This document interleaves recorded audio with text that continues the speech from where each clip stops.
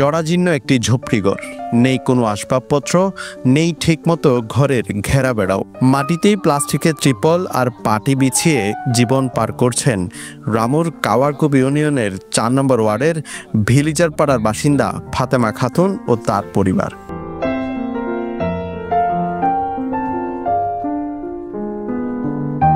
ঝড় কিংবা জলোচ্ছ্বাস হলেই তাদের কপালে পড়ে চিন্তার ভাঁজ, কখন যে ঘরের চাল ঘেরা বেড়া উড়িয়ে নিয়ে যায়।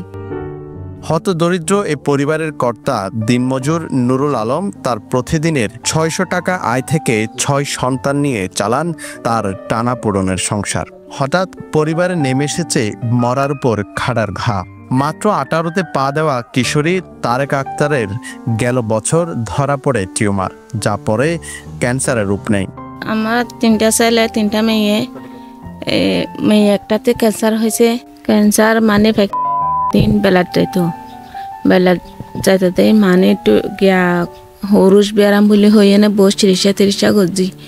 এনে যখন নজর পরীক্ষা দিয়ে ডাক্তার হয়ে নিয়ে যাই এনে পরীক্ষা মাঝে ধরা হয়েছে ক্যান্সার। ক্যান্সার ধরা হয়েছে মানে সিঁড়ি পাল্লা সিরিজা টিকা করছি। সিরিজা টিয়ালা পরে সিরিজা গড়ি নফারণে মানে ক্যান্সার বিষয়ে গিয়ে ক্যান্সার বিষয়ে টিয়ালা বলে চিকিৎসা করি না পারি। একদিন হামাইলে 2 দিন হামার যাই না পারে, একদিন পাইলে 3 দিন নফা। তো যারা চলতে হস্ত বন্য দরের হইয়া নারা সরকারতে চাইলে চিকিৎসার মাধ্যমে কিছু সাহায্য চায়। এলাকাবাসীর সহযোগিতা ও নিজেদের শেষ সম্বলটুকু দিয়ে চিকিৎসা চালান তার পরিবার, কিন্তু তারেকার সুস্থ হতে প্রয়োজন বড় অঙ্কের টাকা। তার 6টি ছেলে মেয়ে, সবাই ছোট ছোট বাচ্চা, মানে টাকার অভাবে তারা যে মাদ্রাসায় পড়বে, স্কুল পড়বে সুযোগটা তাদের নেই। তার মেজো মেয়েটি ক্যান্সার আক্রান্ত। আমরা ছাড়া তুলে অনেক কষ্ট করে লক্ষ লক্ষ টাকা খরচ করা হয়েছে, কিন্তু এখনো পর্যন্ত কিছু হয় নাই। নূর আলম উনি আমাদের প্রতিবেশী। উনি একজন হতদরিদ্র বলতে এমন যে নুন আনতে ফান্তাপুরা এরকম হতদরিদ্র। মরিবার অবস্থা দেখিয়ে নেই এই আর বেকুন সাইজুতে যা করে ফেলছি তা করছি। খুব দুঃখজনকভাবে বলতে হচ্ছে 2025 সালে এসেও আমাদের এরকম জনশীর্ণ একটি ঘর দেখতে হচ্ছে।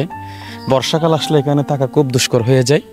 আর সরকারের কাছে আমার দাবি দিকে তারা ঘর কাম যদি গড়ে ফেলে বেশি ভালো হইব। সব ছেলে মেয়ে আছে তারা যোগ দিলে বিজে। তো আমি কক্সবাজার জেলার বাংলাদেশের দেশ বিদেশের সরকারি যারা আছেন, হ্যাঁ, তাদের সবাইকে দৃষ্টি আকর্ষণ করব, আপনারা এগিয়ে আসুন, এই মানবিকতার দৃষ্টান্ত আপনারা স্থাপন করুন।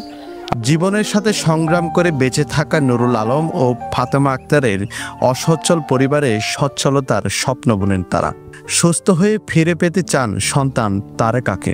তাই সমাজের বিত্তবানদের সহযোগিতা চেয়েছেন পরিবারটি। সহযোগিতা পাঠাতে স্ক্রিনে দেখানো নম্বরে যোগাযোগ করুন। ডেস্ক রিপোর্ট, পেনওয়া নিউজ।